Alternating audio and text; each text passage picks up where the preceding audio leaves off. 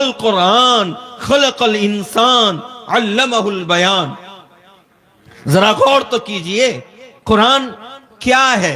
قرآن کو پڑھانے والا کون ہے؟ قرآن کا معلم کون ہے؟ قرآن کو پڑھانے والا استاذ کون ہے؟ اللہ نے فرمایا ان استاذوں کو جو مدرسے کی دریوں اور چٹائیوں پر بیٹھ کر قرآن کریم کی تلاوت کرتے ہیں اور بچوں کو قرآن کریم سکھاتے ہیں، ہو سکتا ہے تمہاری اور ہماری نظروں کے اندر اس کی کوئی قدر نہ ہو، اس کی کوئی اہمیت نہ ہو، اس کا کوئی وزن نہ ہو، اس کی کوئی حیثیت نہ ہو. اللہ نے ان کے حوصلوں کو بڑھانے کے لیے، ان کی عزت کو رہتی دنیا تک ثابت کرنے کے لیے اللہ نے فرمایا الرحمن علم القرآن، قرآن کو سکھانے والا الرحمن ہے. اور قرآن کو یہ لوگ جو سکھا رہے ہیں وہ رحمان کے کام کو انجام دے رہے ہیں.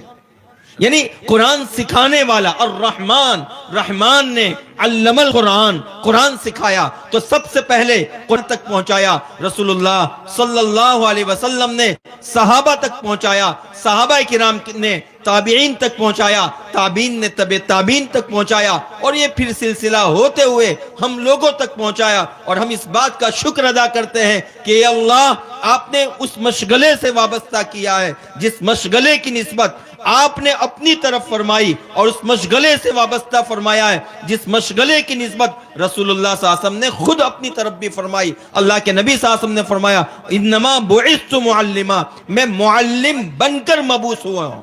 کسی کو اپنے ڈاکٹر ہونے پر فخر ہو، مبارک ہے، ہم بھی آپ پر فخر کرتے ہیں، آپ قوم کی خدمت کر رہے ہیں. انجینئر اور ڈاکٹر اور ججز وکلا دنیا کو سب کی ضرورت ہے اور سب خدمت انجام دے رہے ہیں، لیکن اللہ کی قسم کھا کر کہتا ہوں دنیا کی سب سے بڑی خدمت، دنیا کی سب سے بڑی عزت، دنیا کی سب سے بڑی سرخروئی اور دنیا کی سب سے بڑی کامیابی اور سند اگر کوئی ہے تو الرحمن علم القرآن ہے. رسول اللہ صلی اللہ علیہ وسلم نے ارشاد فرمایا، حضرت عثمان ابن عفان جو ہمارے تیسرے خلیفہ ہیں وہ اس حدیث کو روایت کرتے ہیں کہ ہمارے اور آپ کے آقا امام الاولین والآخرین فخر موجودات حضرت محمد الرسول اللہ صلی اللہ علیہ وسلم نے یہ بات ارشاد فرمائی، خیرکم من تعلم القرآن وعلمہ، خیرکم من تعلم القرآن وعلمہ.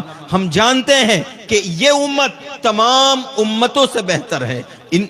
کنتم خیر امت اخرجت للناس، حضرت ابراہیم علیہ السلام کو جو امت ملی، حضرت موسیٰ کو ملی، حضرت داؤد کو ملی، اسماعیل کو ملی، اور تمام نبیوں کے پاس جتنی قومیں آئی، جتنی امتیں آئی، امتیوں ان تمام قوموں کی سردار یہ امت محمدیہ ہے. اور اس امت محمدیہ کو اللہ نے خیر امت کے تمغے سے نوازا کہ یہ امت خیر امت ہے، سب سے بہترین امت ہے، سب سے اشرف ترین امت ہے، سب سے افضل ترین امت ہے، سب سے اعلیٰ ترین امت ہے. لیکن اس امت کے، اس اعلیٰ ترین امت کے اعلیٰ ترین، افضل ترین، مقدس ترین، کامیاب ترین اگر کوئی افراد ہے تو خیرکم من تعلم القرآن وعلمہ، جس کو اللہ نے قرآن کریم کی خدمت سے وابستہ کیا.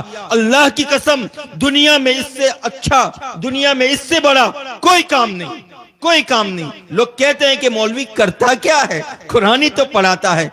میں اس بات کو کہنے میں کوئی جھجک محسوس نہیں کرتا ہوں. ہماری اس طرح کے جملوں سے اللہ ناراض ہو کر کہیں ہمارا ایمان نہ سلب کر لے. اللہ نے جس کو الرحمن علم القرآن فرمایا کہ قرآن کی تعلیم کو جو آدھا گھنٹہ، 1 گھنٹہ، 2 گھنٹہ یہ جو قرآن کی تعلیم ہوتی ہے جس کو ہم معمولی سمجھتے ہیں، جس کو ہم حقیر سمجھتے ہیں، اللہ نے فرمایا اس کا سلسلہ کسی نے شروع نہیں کیا، نبی نے بھی، رسول نے بھی نہیں شروع کیا، اس کا سلسلہ رحمان نے شروع کیا ہے. الرحمن علم القرآن، پورا قرآن سب سے اعلیٰ ترین قرآن، قرآن تو افضل ترین کتاب ہے، اور اس قرآن میں بھی قرآن کا جو دل کہتے ہیں وہ کیا ہے، قرآن کی دلہن کیا ہے؟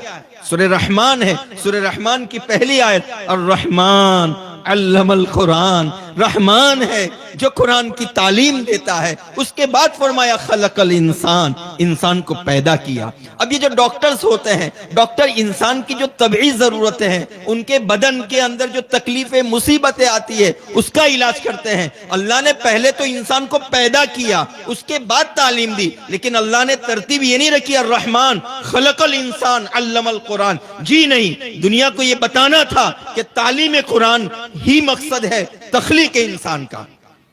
تعلیم قرآن ہی تخلیق انسان کا مقصد ہے، اس لیے الرحمن علم القرآن کہا، پھر خلق الانسان کہا۔ اگر تعلیم قرآن انسان کی زندگی میں نہیں ہے تو اس کی تخلیق انسان کا مقصد ضائع ہو گیا، غارت ہو گیا، بیکار ہو گیا، اور اس نے اپنی زندگی کا نقصان اور خسارہ کر دیا۔ خسرت دنیا والآخرہ ذالک هو الخسران المبین۔ اب میں ایک چھوٹی سی بات عرض کرنا چاہتا ہوں کہ اللہ کے نبی صلی اللہ علیہ وسلم نے فرمایا خیرکم من تعلم القرآن وعلم، خیرکم من تعلم القرآن وعلم۔ یہ ہم اپنے نبی سے پوچھیں کہ نبی آپ کی نظر میں کون اعلیٰ ہے، کس کی خدمت سب سے اعلیٰ ہے؟ اللہ کے نبی فرماتے ہیں خیرکم من تعلم القرآن وعلم۔ اور یاد رکھیں جب نبی بھی دنیا میں آتے تھے تو بے سر و سامانی کے ساتھ آتے تھے، فقر و فاقہ کے ساتھ آتے تھے، غریبی اور مفلسی کے ساتھ آتے تھے۔ ان کے ہاتھ میں روپیہ اور پیسہ نہیں ہوتا تھا، اور کوئی بہت عہدہ اور منصب والے لوگ نہیں ہوتے تھے، بلکہ وہ قوم کے معزز ترین شرفا حضرات میں سے ہوتے تھے۔ تو قوم ان کی بے سر و سامانی کی وجہ سے، ان کے پاس روپیہ اور پیسہ نہ ہونے کی وجہ سے، ان کی غریبی کی وجہ سے ان کو حقیر نظروں سے دیکھتی تھی، ان کے دعوت کا انکار کرتی تھی، ان کو پتھروں سے مارتی تھی، ان کو ستاتی تھی۔ تو آج اگر علماء کرام کے ساتھ بے سر و سامانی کی وجہ سے ہم ناقدری کا معاملہ کرتے ہیں تو ہمیں 1000 مرتبہ سوچنا چاہیے کیا ہم کفار مکہ، قریش مکہ اور قوم نوح، قوم عاد، قوم سمود جن پر اللہ کا عذاب، اللہ کا وبال اور اللہ کی سزاؤں کا معاملہ ہوا، اللہ نے مواخذہ فرمایا، کہیں ہم ان کی چال تو نہیں چل رہے ہیں؟ اللہ تعالی ہمیں صحیح طور پر شعور عطا فرمائے۔ اور ایک قرآن کی آیت